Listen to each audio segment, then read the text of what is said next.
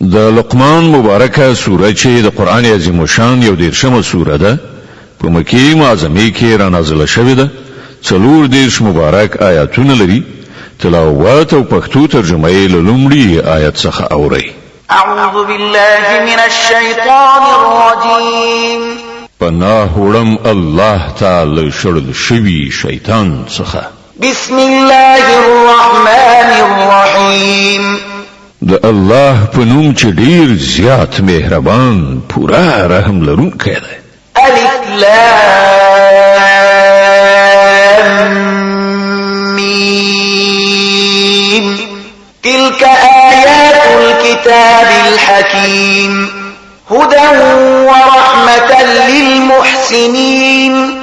الذين يقيمون الصلاة ويؤتون الزكاة وهم بالآخرة هم يوقنون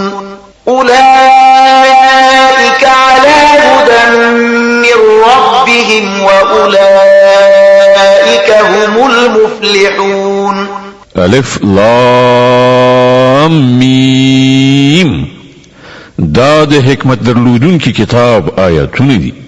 هدایت او رحمت د نیکو کارو خلکو لپاره چې لمونځ قایموي زکات ورکوي او په آخرت باندې باور لري همدغه خلک د خپل پروردګار له لوري په سم لار دي او هم دوی بری موندونکي دي ومن الناس من يشتري لهو الحديث ليضل عن سبيل الله بغير علم ويتخذها هزوا أولئك لهم عذاب مهين ولهم د انسانانو نه داسې څوک هم شته چې چټي او عبث خبري پیری ترڅو چې خلک د الله له لارې څخه له علم نه پرته گمراه کړي او د دغه لارې په بلنې پورې مسخري وکړي د دغه خلکو لپاره سخت ذلیل کوونکی عذاب دی وإذا تتلى عليه آياتنا ولى مستكبرا كأن لم يسمعها كأن في أذنيه وقرا فبشره بعذاب أليم غته چې کله زمونږ آیاتونه اورول کیږي نو هغه په ډیر غرور سره په داسې شان مخاړوي لکه چې هغه سره هغه اوریدلی نه دي ګواکې چې د هغه غوګونه کانه دي خنو زیره ورکړه هغه ته دی دردناک عذاب إن الذين آمنوا وعملوا الصالحات لهم جنات النعيم خالدين فيها وعد الله حقا وهو العزيز الحكيم البته کوم خلک چې ایمان راوړي او ښه عملونه وکړي د هغو لپاره په نعمت پر معمور جنتونه دي چې په هغو کې به هغوی د تل لپاره اوسیږي دا د الله په ښه وعده ده او هغه برلاسی او د حکمت څښتن دی خلق السماوات بغير عمد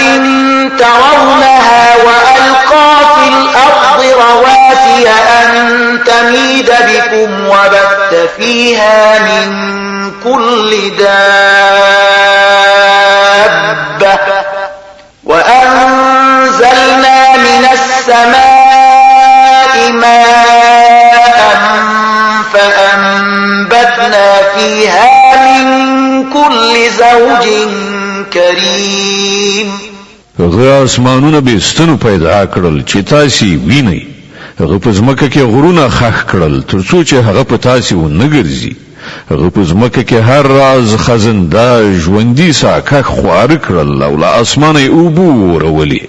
او په ځمکه کې راز راز غوره شیان زرغون کړل هذا خلق الله فأروني ماذا خلق الذين من دونه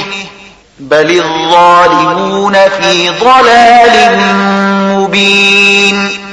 دا خودی د الله پیدا کول اوس ما ته راوخی دغه نور څه پیدا کړی دي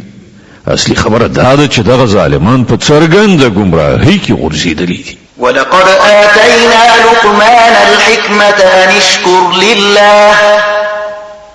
ومن يشكر فإنما يشكر لنفسه ومن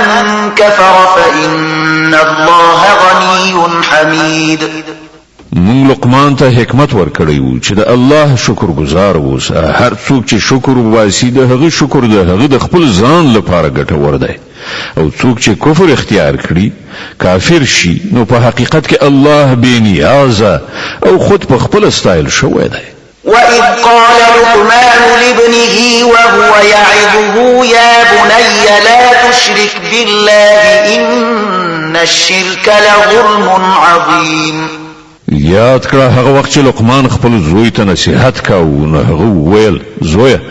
له خدای سره څوک مه شریکوه، حق دا دی چې شرک ډیر لوی ظلم دی. ووصينا الإنسان بوالديه حملته أمه وهنا على وهن وفصاله في عامين أن اشكر لي ولوالديك إلي المصير. او دا حقیقت دی چې موږ انسان ته د خپل مور او پلار د حق پیژندنې په خپل تاکید کړی دی. د هغه مور د کمزوري د پاسه کمزوري په حال کې هغه راخیسته په خپل ګیډه کې وساته او 2 کلونه په تی ورکولو ولګیدل. له همدې عمله مونږ هغه ته نصیحت وکړ چې زما شکر وکړه او د خپل مور او پلار شکر پر ځای کړه. همدا زما لوري ته ستاسې راګرځېدل دي. وإن جاهداك على أن تشرك بي ما ليس لك به علم فلا تطعهما وصاحبهما في الدنيا معروفا واتبع سبيل من أناب إلي ثم إلي مرجعكم فأنبئكم بما كنتم تعملون. خو که هغوی پر تا فشار راولي چې ما سره ته داسې څه شریک کړې چې تا ته د هغه معلومات نه وي نو د هغو خبره هیڅ کله مه منه. په دنیا کې له هغو سره غوره چارچلن کوه، خو پیروي د هغه چا د لارې وکړه چې هغه زمونږ لوري ته رجوع کړې ده. بیا ستاسې ټولو راګرځېدل همدا زمونږ لوري ته دي. په هغه وخت کې به زه تاسې ته دروښیم چې تاسې څنګه عمل کوو. يا بني إنها إن تك مثقال حبة من خردل فتكن في صخرة أو في السماوات أو في الأرض يأت بها الله إن الله لطيف خبير. او لقمان ویلی و چې زوی کیا یو شی که د خردل یعنی د اورید دانې په اندازه هم وی او د کوم لوی غره د تیګې په منځ کې یا په آسمانونو یا ځمکه کې چیرته پټ شوی وي الله به هغه راوباسي. بېشکه چې الله په دقیقو او پټو چارو باندې خبر او پوه دی. يا بني أقم الصلاة وأمر بالمعروف وانه عن المنكر واصبر على ما أصابك إن ذلك من عزم الأمور. زوی کیا المنځ قائم کړه، په نیکۍ امر وکړه، له بدۍ نه منع وکړه او هر مصیبت چې در باندې راشي ور باندې صبر وکړه. دا هغه خبرې دي چې د هغو ډیر تاکید کړای شوی دی. ولا تصعر خدك للناس ولا تمش في الأرض مرحا إن الله لا يحب كل مختال فخور. او له خلکو سره په مخاړولو خبرې مکوه، په ځمکه په خیال مزه. الله هیڅ یو په ځان مین او ویاړ ښکاره کوونکی انسان نه خوښوي. واقصد في مشيك واغضض من صوتك إن أنكر الأصوات لصوت الحمير. په خپل تک یې میانه روي غوره کړه او خپل غږ لږ ټیټ کړه، له ټولو اوازونو څخه ډیر بد اواز د خرووي. ألم تروا أن الله سخر لكم ما في السماوات وما في الأرض وأسبغ عليكم نعمه ظاهرة وباطنة ومن الناس من يجادل في الله بغير علم ولا هدى ولا كتاب منير. تاسو نویني چې الله د ځمکې او د اسمانونو ټول شیان ستاسو لپاره مسخر کړی دي او خپل ښکارا او پټ نعمتونه پر تاسو تمام کړی دي خو حال دا دی چې انسانانو څخه ځینې خلک دي چې د الله په باب شخړې کوي بل دي چې له هغوی سره څه علم وي یا هدایت یا کوم روښنايي ښودونکی کتاب وَإِذَا قِيلَ لَهُمُ اتَّبِعُوا مَا أَنزَلَ اللَّهُ قَالُوا بَلْ نَتَّبِعُ مَا وَجَدْنَا عَلَيْهِ آبَاءَنَا أَوَلَوْ كَانَ الشَّيْطَانُ يَدْعُوهُمْ إِلَى عَذَابِ السَّعِيرِ او کله چې هغه ته ویل کیږي چې د هغه شی پیروي وکړي چې الله نازل کړی دی نو وایي چې موږ خو به د هغه شی پیروي کوو چې پر هغه باندې زموږ پلرونو نیکونو عمل کړی دی آیا دوی د همغو پیروي کوي اگر که شیطان د لمبه وهونکي اور خواته بولي هم ومن يسلم وجهه إلى الله وهو محسن فقد استمسك بالعروة الوثقى وإلى الله عاقبة الأمور هر څوک چې ځان الله ته وسپاري او هغه نیکو کار وي هغه په واقع کې یو د اعتماد وړ آسره ونیول او د ټولو چارو وروستۍ پرېکړه یوازې د الله په لاس کې ده ومن كفر فلا يحزنك كفره إلينا مرجعهم فننبئهم بما عملوا إن الله عليم بذات الصدور اوس چې څوک کافر کیږي نو د هغو کفر د تا په خفګان کې ونه چوي د هغو بیرته راتګ همدا زمون په لوري دی بیا به موږ هغو ته وښیو چې هغوی له څه عمل سره راغلي دي په باوري ډول الله ان د سینو په پټو رازونو باندې پوهیږي نمتعهم قليلا ثم نضطرهم إلى عذاب غليظ موږ لږ وخت لپاره هغو ته په دنیا کې د خوند اخیستلو موقع ورکو بیا به هغوی بېوسې کړو د یو سخت عذاب لوري ته به یې راوکاږو ولئن سألتهم من خلق السماوات والأرض ليقولن الله قل الحمد لله بل أكثرهم لا يعلمون کتل دوی نه پوښتنه وکړي چې ځمکه او اسمانونه چا پیدا کړي دي نو دوی به ارومرو وایي چې الله ووایه ثنا ستاینه الله لره ده خو له دوی څخه زیاتره کسان نه پوهیږي لله ما في السماوات والأرض إن الله هو الغني الحميد په اسمانونو او ځمکه کې چې هر څه دي د همغه الله دی بشک الله بې نیاز او خود په خپل ستایل شوی دی ولو أن ما في الأرض من شجرة أقلام والبحر يمده من بعده 7 أبحر ما نفدت كلمات الله إن الله عزيز حكيم په ځمکه کې چې څومره ونی دي که هغه بوټي قلمونه شي او سمندر مشوانه شي چې هغه ته و نور سمندرونه سیاهي برابر کړي بیا به هم د الله خبرې په لیکلو پای ته ونه رسیږي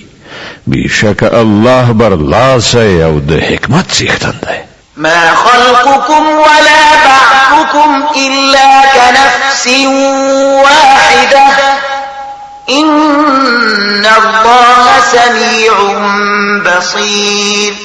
ستاسې ټول انسانانو پیدا کول او بیا دوهم ځل ژوندي کول خو د هغه لپاره داسې دي لکه د یو ساکښ پیدا کول او بیا ژوندي کول حقیقت دا دی چې الله د هر څه اوریدونکی او لیدونکی دی ألم تر أن الله يولج الليل في النهار ويولج النهار في الليل وسخر الشمس والقمر كل يجري إلى أجل مسمى وأن الله بما تعملون خبير ته نویني چې الله شپه په ورځ کې نغښتې راولي او ورځ په شپه کې هغه لمر او سپوږمۍ رام کړي دي ټول تر یو ټاکلي وخت پورې روان دي او آیت نه پوهیږي چې هر څه تاسو کوي الله پرې خبر دی. ذلك بأن الله هو الحق وأن ما يدعون من دونه الباطل وأن الله هو العلي الكبير. دا هر څه لدی عمل دي چې یوازې الله حق دی او له هغه پرته چې دغه خلک کوم نور شیان بولي هغه ټول باطل دي او لدی عمل چې یوازې الله د لوړې مرتبه خاوند دی. ألم تر أن الفلك تجري في البحر بنعمة الله ليريكم من آياته إن في ذلك لآيات لكل صبار شكور. آیتن نویني چې په سمندر کې کشتۍ د الله په فضل سره چلیږي ترڅو چې هغه تاسو ته خپل ځینې نښانې دروخي. په حقیقت کې په دې کې ډېرې نښانې دي د هر هغه چا لپاره چې صبر او شکر کوونکی وي. وإذا غشيهم موج كالظلل دعوا الله مخلصين له الدين فلما نجاهم إلى البر فمنهم مقتصد وما يجحد بآياتنا إلا كل ختار كفور. او کله چې په سمندر کې پر دوی یو څپه د چترو یو غوندې خورا شي نو دوی الله بولی د همغه لپاره د خپل دین په بیخي خالص کولو سره. بیا کله چې هغه په ژغورلو سره دوی وچې ته رسوي نو دوی نه څوک سمه لاره میانه روي او اعتدال غوره کوي او زموږ له نښانو څخه نه منکرېږي مګر هغه څوک چې بدلوزي او ناشکره دي. يا أيها الناس اتقوا ربكم واخشوا يوما لا يجزي والد عن ولده ولا مولود هو جاز عن والده شيئا إن وعد الله حق فلا تغرنكم الحياة الدنيا ولا يغرنكم بالله الغرور. اے خلکو د خپل پروردگار له غضب نه ځان وساتئ او له هغې ورځې نه وویریږئ چې هیڅ کله یو پلار د خپل زوی له خوا بدله ور نه کړي او نه به کوم زوی د خپل پلار له خوا څه بدله ورکوونکی وي. په واقع کې د الله وعده ریښتینې ده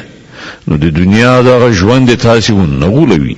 او نه د الله په معامله کې غولونکی یعنی شیطان تاسې وغولوي. إن الله عنده علم الساعة وينزل الغيث ويعلم ما في الأرحام وما تدري نفس ماذا تكسب غدا وما تدري نفس بأي أرض تموت إن الله عليم خبير. د هغه ساعت یعنی قیامت علم له الله سره ده. همغه باران وروي همغه پوهیږي چې د مایندو په ګیړو کې څو روزل کیږي. هیڅ یو ساکخ نه پوهیږي چې سبا هغه د څه ګټې کوونکی دی او نه څوک په دې خبر دی چې په کومه ځمکه کې هغه ته مرګ راتلونکی دی. یوازې الله په هر څه پوهیدونکی او با خبره دی.